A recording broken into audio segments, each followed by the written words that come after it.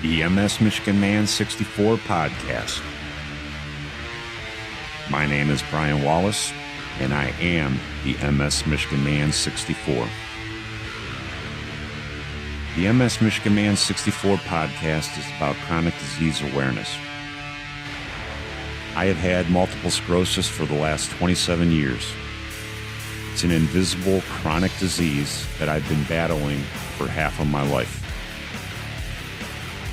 I want to share with you what it is like living with the chronic disease from my experiences and the experiences of other chronic disease warriors. We can fight to have a voice to those that want to listen. Together, we can motivate and educate. Hi, and welcome to the MS Michigan Man 64 podcast. So these first two episodes, what I want to do is kind of lay the foundation of the podcast, give you the what kind of format I'm going to use, why I am doing this podcast, when I'm going to be posting it, and who exactly I am. So the format that I want to use for this podcast is going to be an interview discussion type format where I'll be talking about my multiple sclerosis, other chronic diseases, and I'll have a guest. They might have a chronic disease, they may not. It might be a family member of somebody with a chronic disease. It might be a medical professional, but I'll have an interview discussion with somebody about chronic diseases. And why I am doing this is to spread awareness about chronic diseases and hopefully give an understanding to people as to what it's like living a life with a chronic disease, the challenges that we have, the struggles that we have, and give people an idea of what we go through. A lot of these chronic diseases are invisible, which means you can't tell by looking at somebody that somebody has something. I've had multiple sclerosis for 27 years, and if you looked at me, you'd be like, wow, he looks like a healthy guy. But people don't understand that just because somebody looks one way doesn't mean that they're good. I'm going to be posting 2 episodes a week, one on Monday, one on Wednesday. There'll be 2 new ones. And exactly who I am, I've lived with multiple sclerosis for half my life, 27 years. But before I got diagnosed with MS, just 4 short years before I got diagnosed with MS, I was playing on a football field at the Rose Bowl with the University of Michigan against Washington University. We lost that game, but that's where I came from. I was a player on the University of Michigan football team from 1988 to 1991. I was supposedly an elite athlete, and 4 years after being an elite athlete, I get diagnosed with having multiple sclerosis, a debilitating disease that there is no cure for. So what is that like? What is that like going from one lifestyle to another overnight? I want to explain that to you and give you an idea of how I fight every day, the good things that I have done with this disease, the bad things, the mistakes that I have made, and just share my experience to try to help people understand that having a chronic disease, it's not a death sentence, but there are struggles with it. And people don't understand a lot of that, especially with multiple sclerosis. I know people that have been diagnosed with it and they think their life's over. It's not. You got to have an attitude with it. And I'm going to share how I got my attitude and how I keep on fighting this disease, because I want to help people to keep on pushing and keep on going. So I'm going to go back to my high school years, which is kind of when my life started to get interesting with being recruited to get to play at the University of Michigan. And I went through that whole process.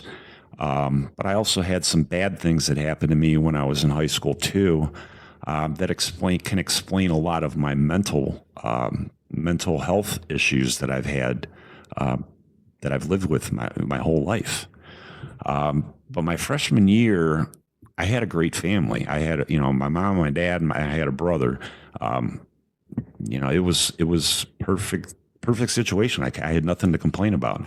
I went to this school called Padua Franciscan High School, a small school, suburb of Cleveland, Parma, Ohio.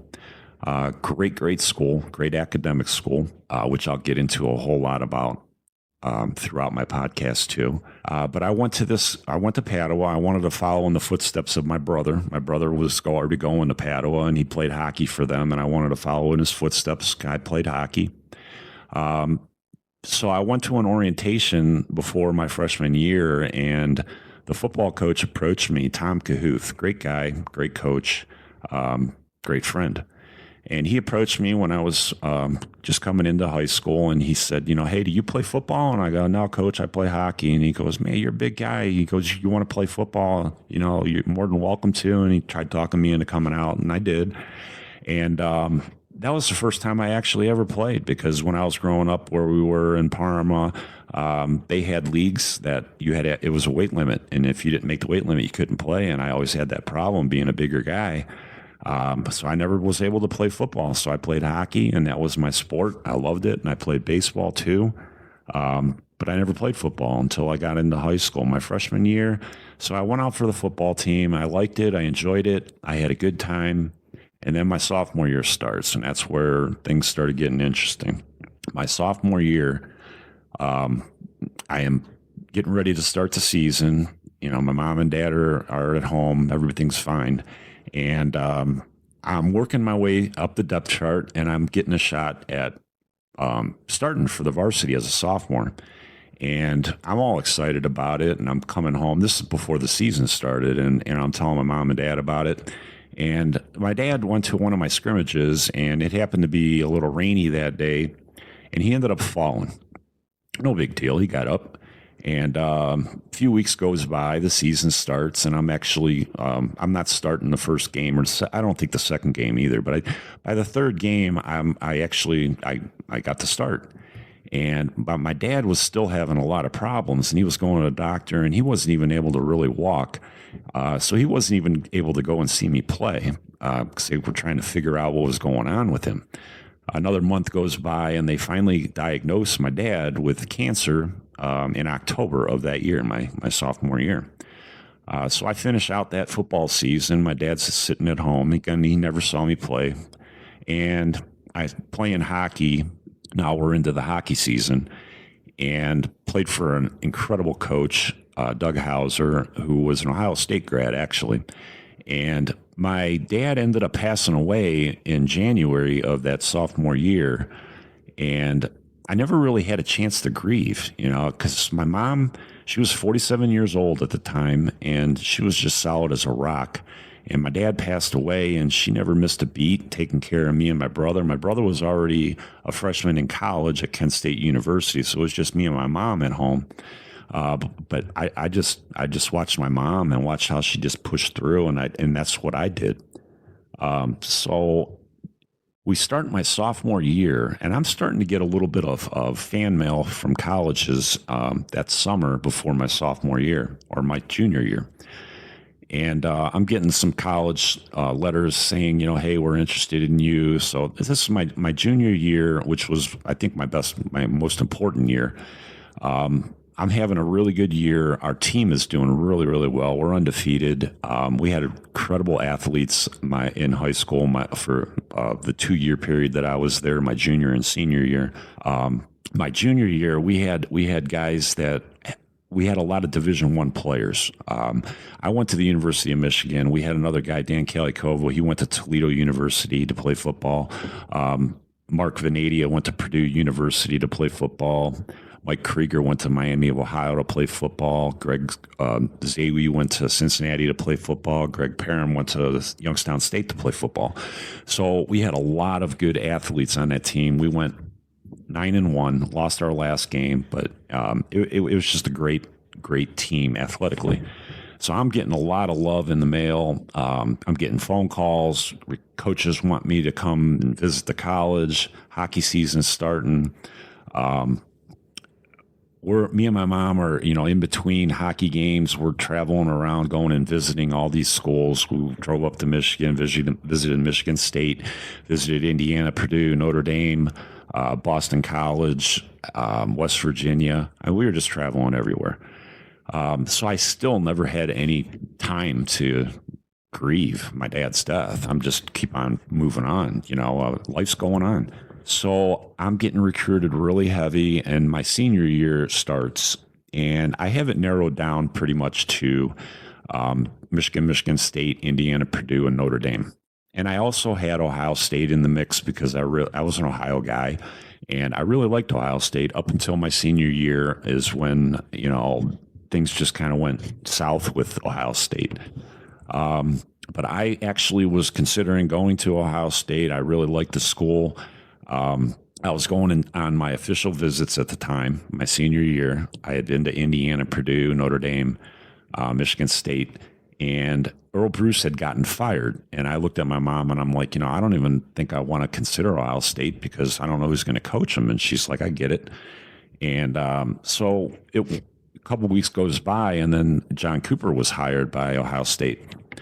And he gave me a call and he said, hey, you were pretty high up on the list with Earl Bruce's recruitment list. Is there a chance I can come and sit down and talk to you and your family about Ohio State football and see if we can get you to come here? And I'm like, yeah, no problem, coach. So he drove up from Columbus and he met with me and my mom, and he spent about 45 minutes in my house. And then he got up and he left. And I'm not going to get into everything that was said, but the door closed and my mom looked at me and she said, well, if you go to Ohio State, I'm never going to go watch you play. And I just kind of looked at my mom and said, well, I guess I'm not going to Ohio State, Mom. So with that, I had a visit with the University of Michigan that following weekend. I had taken my other visits, and now I'm just like, well, I still don't know where I'm going to go. But at the time, I was leaning Notre Dame and Michigan State. So I go up to Ann Arbor with my mom to visit Michigan, and we're getting toured all around. And, I'm meeting the players, and I'm just really liking it. And then at the end of the recruiting trip, I go up to Bo's office and he sits me down and he offers me a scholarship. And I'm just sitting there going, oh my God, I'm sitting here talking to Bo Schembechler, one of the best coaches of all time at the college level. And this guy just offered me a scholarship. Wow. Unbelievable experience. I can't even put it into words what that feeling is like, especially when you're 17 years old. But I left his office. I didn't commit right then and there. But I left his office. My mom and I went home, and I got out of the car and I talked to my mom and I said, Mom, that felt right. I really liked it. I liked Bo. I love Gary Moeller. And I really think that it felt good. And my mom's like, well, go ahead and sleep on it. And if you still feel like that tomorrow, go ahead and give Coach Moeller a call and tell him. So that's what I did. The next day I called up Coach Moeller and I said, hey, Coach, I loved my visit and I want to be a Wolverine. And that was it. I was a done deal. I was a Wolverine from the state of Ohio. And it was surreal, the feeling of knowing that I was going to play Big Ten football for the winningest college football team in history. And I was going to be part of that. And it was just an amazing time in my life. And I still had not grieved my father either. So my freshman year, I'm up in Ann Arbor and, I meet all the guys that I came in with. My recruiting class was unbelievable. Had guys like Chris Hutchinson, father of Aiden Hutchinson with the Detroit Lions. Steve Everett was my roommate one year, my junior year, and he played for the Browns for a while. And Joe Kukuza was a roommate too 1 year, and he played for the San Diego Chargers for a while. Elvis Grbeck was my quarterback. Desmond Howard was our Heisman Trophy winner. I mean, these guys were all in my class. Corwin Brown, he played in the NFL for a while. It was just an unbelievable freshman year recruiting class. We had 26 guys, scholarship athletes, and we had 2 walk-ons, and they were just all amazing guys, amazing teammates, and it was an incredible experience. So my freshman year, I'm playing on the defensive side of the ball. That's the way I got recruited from Michigan. They wanted me to play defense, and I was excited about that. And so I'm redshirted my freshman year, but I actually had a really good freshman year, and I loved my coach. Tom Reed was my position coach, and I had so many awesome mentors that I played with. Mark Mesner being one of them. He was our team captain, and along with John Vitale, but he was on the offensive side of the ball, another amazing guy. But I had so much love for the defensive side of the ball. So I'm sitting on the defensive side of the ball with Tom Reed as my coach, and I'm having a good year. I ended up getting to travel to 2 games my freshman year, one being the Ohio State game. That was my first experience of the game, and it was at in Columbus. And I walked out onto that field, and I'm just like, my God, this is so incredible. I am going out and we're playing against Ohio State, and I'm on the field. An unbelievable experience. And we went on to beat Ohio State, which I never lost to Ohio State all 4 of my years. Thank you. We went on to beat Ohio State, and that was Bo's second to last year. And we went and played in the Rose Bowl and beat USC 22-14. Unbelievable experience. The trip to the Rose Bowl. But yeah, I had a great freshman year, and then we got into winter conditioning, and Bo called me into his office, and he said, hey, we like what you did your freshman year, but we're thinking that we can use you on the offensive side of the ball. What do you think about that? And I said, yeah, absolutely, coach, game on. I said, wherever I can help this team, I will play wherever you want me to. And he said, okay, great. He goes, we're going to put a little bit more weight on you, and you're going to start going with on the offensive side of the ball. I'm like, okay. So for spring practice, I'm on the offensive side of the ball. New position. I did okay, but I wasn't even close to seeing second team or anything like that. So we're going into fall camp, and we're going through some drills, and I felt a really bad pop in my back, and I didn't really think anything of it. I struggled through the rest of practice, and then after practice, I went into the trainers, and they started doing their tests and all that, and I ended up having a bunch of MRIs. Well, I ended up having 2 little small fractures in one of my vertebrae, and I ended up missing most of my sophomore year because of the injury. Which when you get hurt playing at that level, that kind of sets you back, especially when you're young. And so I missed most of the season. I came back right before, I think it might have been the last 2 games, I was able to actually dress. And I didn't see any snaps. And so that was the end of my sophomore year. Not a great year by any means on the football field for me. My junior year started, and Bo Schembechler had retired. Gary Moeller was the new head coach, who I loved him. He recruited me out of Ohio. This was my junior year, and I'm getting bigger, stronger, faster, just like everybody else is. And I had a good junior season. I was never a starter. I've never made it to that the pinnacle of the eclipse of when you're a college football player. But I was a backup. I was a second team player. I played in every game on special teams. My junior year, I was on the kickoff return. And I was good with that. I wanted to play more, but it's a process. And when you're playing at that level, everybody's good. Everybody on that team is there for a reason. They're there because they're good athletes. So breaking the starting lineup isn't the easiest thing to do when you're at that level. But I did my role, and I did it to the best of my ability, and that's all I could do.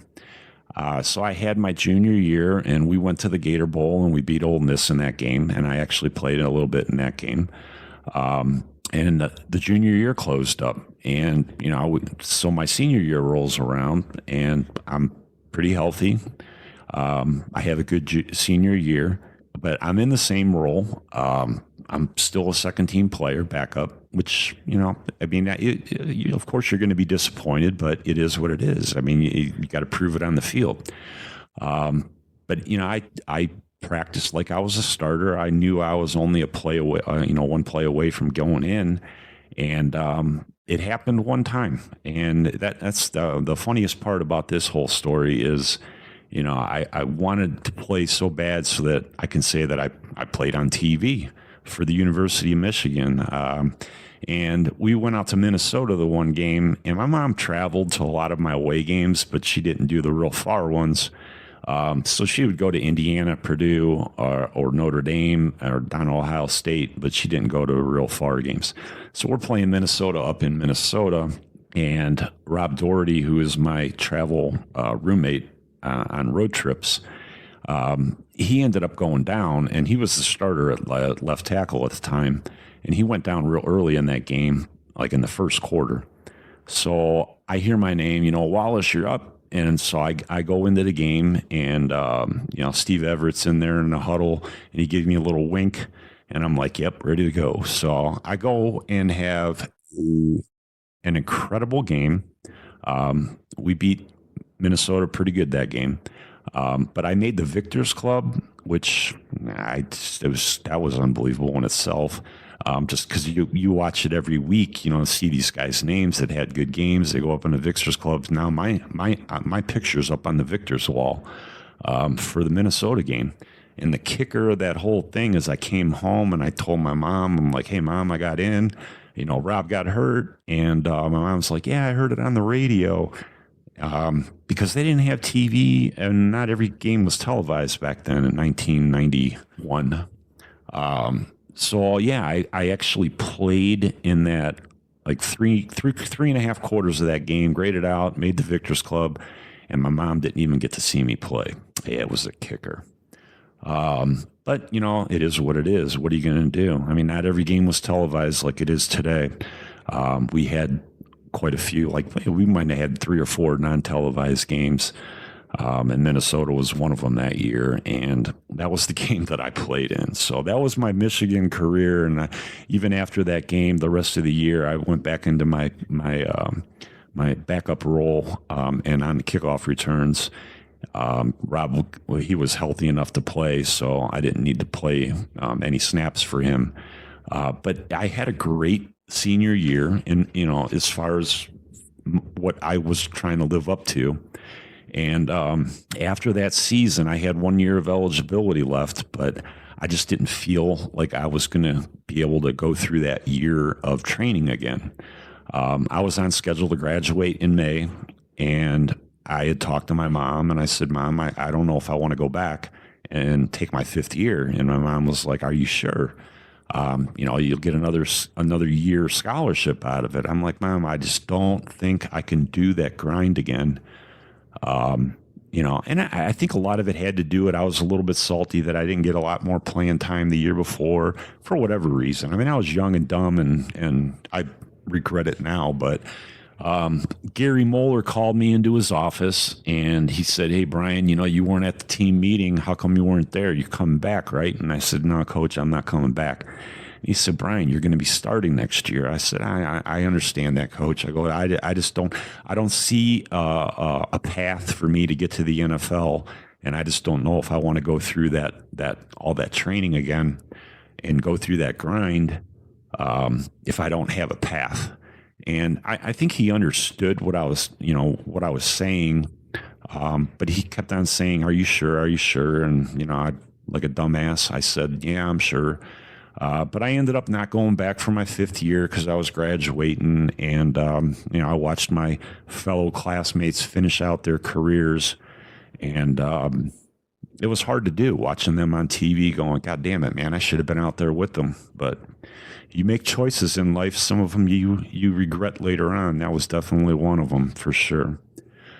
But I went and I graduated from the University of Michigan with a bachelor's degree in communications, with a concentration in radio, television, broadcasting. And I went back to Cleveland because I told my mom when I got out of the car when I was a freshman that if it worked out good, I would take care of her the rest of her life if I made it to the NFL. So I fell short of that, but I still kept my promise to my mom, and I went back to Cleveland to take care of her. I figured, okay, I got a degree from the University of Michigan, one of the best colleges in the country, so this shouldn't be that hard. So I put together my tapes, before I graduated, for television, career in television. And I sent out my tapes to all the local Cleveland stations, and I did not get an interview. And I just sat there and said, how can I not get an interview when I graduated from a great school and I had great tapes? I mean, they were really good tapes, and I couldn't even get an interview. But then I kind of thought about it, and I'm like, wait a minute, you dumbass! You're a Michigan guy, and you're coming back to Ohio. It's not going to be easy. So I chalked that up, and I said, well, all right, well, I got to figure this out because I'm not going to be leaving my mom. She's on her own, and I just want to stay close to her. So I decided to go back to school. I went to Kent State University, and I was going back to get my master's degree.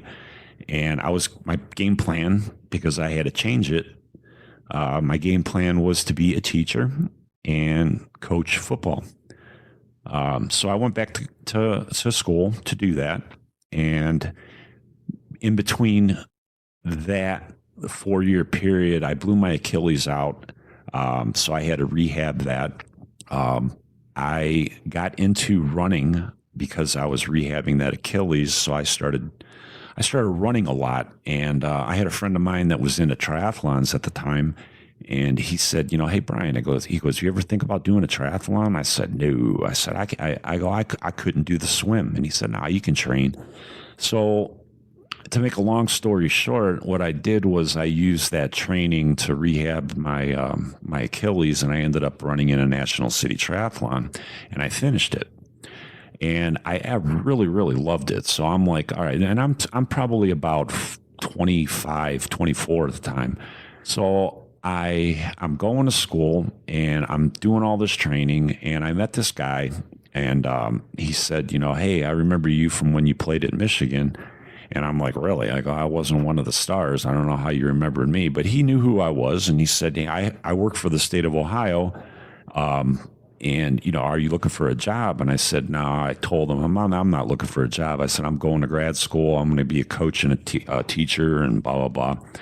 And so he gave me his card, and that was it. A few months go by, and I ran into him again, and he asked me again, and I said, hey, I'll come and tour the place and see what it's all about.